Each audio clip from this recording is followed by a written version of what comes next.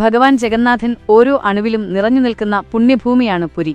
ആ ഭഗവാന്റെ മഹിമകളും അത്ഭുതങ്ങളും ലീലകളും പൂർണ്ണമായി അറിയാൻ ആർക്കാണ് സാധിക്കുക?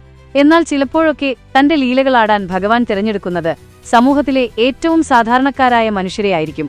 അത്തരത്തിൽ ഭക്തിയുടെയും അർപ്പണബോധത്തിന്റെയും മനോഹരമായൊരു കഥയാണ് ഇന്ന് ഞാൻ നിങ്ങൾക്ക് മുന്നിൽ പങ്കുവയ്ക്കുന്നത്. നമ്മുടെ കഥ തുടങ്ങുന്നത് പ്രഭുദാസ് എന്ന ഒരാളിൽ നിന്നാണ്. പുരിയിലെ ഒരു ചെറിയ കുടിലിലിരുന്ന് മുറുക്കാൻ ഉണ്ടാക്കി വിൽക്കുന്നവനായിരുന്നു അദ്ദേഹം. ഒരു രാത്രി പാൻ ഉണ്ടാക്കുന്നതിനിടയിൽ അദ്ദേഹത്തിന്റെ മനസ്സിൽ ഒരു ചിന്ത തോന്നി. എന്റെ ജഗന്നാഥിന് ദിവസവും 8 നേരമായി 56 തരം വിഭവങ്ങളാണ് നിവേദിക്കുന്നത്. മധുരപലഹാരങ്ങൾ, പഴങ്ങൾ, പാൽ എല്ലാം അവിടെയുണ്ട്. പക്ഷെ ഇത്രയും വലിയൊരു സദ്യ കഴിഞ്ഞാൽ പിന്നെ ഒരു മുറുക്കാൻ വേണ്ടേ? ഒരു പാൻ കൂടി ഉണ്ടെങ്കിലല്ലേ ആ ഭക്ഷണം പൂർണ്ണമാകൂ. തന്റെ ഇഷ്ടദൈവത്തിന് പാൻ നൽകാൻ കഴിയാത്തതിലുള്ള ഒരു ചെറിയ വിഷമം പ്രഭുദാസിന്റെ മനസ്സിലുണ്ടായിരുന്നു. എന്നാൽ ആ നിഷ്കളങ്കമായ പ്രാർത്ഥന ഭഗവാൻ കേട്ടു. അന്ന് രാത്രി പ്രഭുദാസ് കടയടച്ച് ഉറങ്ങാൻ തുടങ്ങുമ്പോഴാണ് വാതിലിൽ ഒരു മുട്ട് കേട്ടത്. വാതിൽ തുറന്ന് അദ്ദേഹം അത്ഭുതപ്പെട്ടുപോയി. അതീവ സുന്ദരന്മാരായ 2 യുവാക്കൾ. തോളറ്റം വരെ ചുരുളൻ മുടി, തിളങ്ങുന്ന കുണ്ടലങ്ങൾ, അതിമനോഹരമായ വസ്ത്രങ്ങൾ.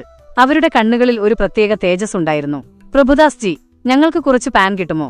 ഞങ്ങൾ ഒരുപാട് ദൂരം നടന്നു വന്നതാണ്, നല്ല ക്ഷീണമുണ്ട്.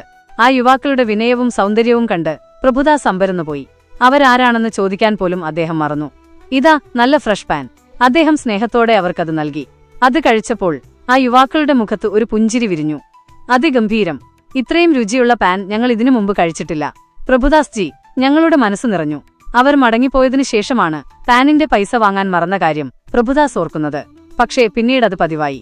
എല്ലാ രാത്രിയും ഈ 2 യുവാക്കൾ വരും, പാൻ കഴിക്കും, ഒന്നും മിണ്ടാതെ മടങ്ങിപ്പോകും. പ്രഭുദാസിനെ സംബന്ധിച്ചിടത്തോളം അവർ ദൈവത്തിന്റെ അനുഗ്രഹം പോലെയായിരുന്നു. എന്നാൽ അയൽവാസിയായ ബലറാം ദാസിന് ഇതിൽ സംശയം തോന്നി.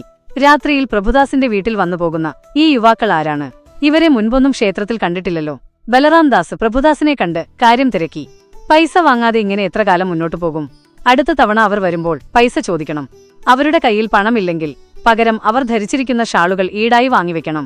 ബലറാം ദാസിന്റെ ഉപദേശം കേട്ട് അടുത്ത രാത്രി യുവാക്കൾ വന്നപ്പോൾ പ്രഭുദാസ് പണം ചോദിച്ചു.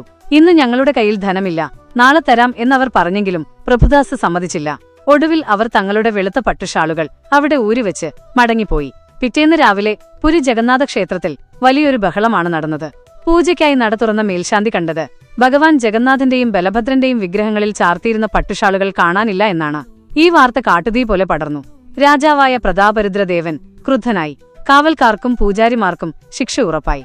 എന്നാൽ തന്റെ ഭക്തനെ ഭഗവാൻ കൈവിടില്ലല്ലോ. അന്ന് രാത്രി ബലറാം ദാസിന്റെ സ്വപ്നത്തിൽ ഭഗവാൻ ജഗന്നാഥനും ബലഭദ്രനും പ്രത്യക്ഷപ്പെട്ടു. ബലറാം ദാസ്, നീ ഭയപ്പെടേണ്ട. ആ ഷാളുകൾ ആരും മോഷ്ടിച്ചതല്ല. പ്രഭുദാസിന്റെ പാൻ കഴിക്കാൻ വന്നത് ഞങ്ങളായിരുന്നു.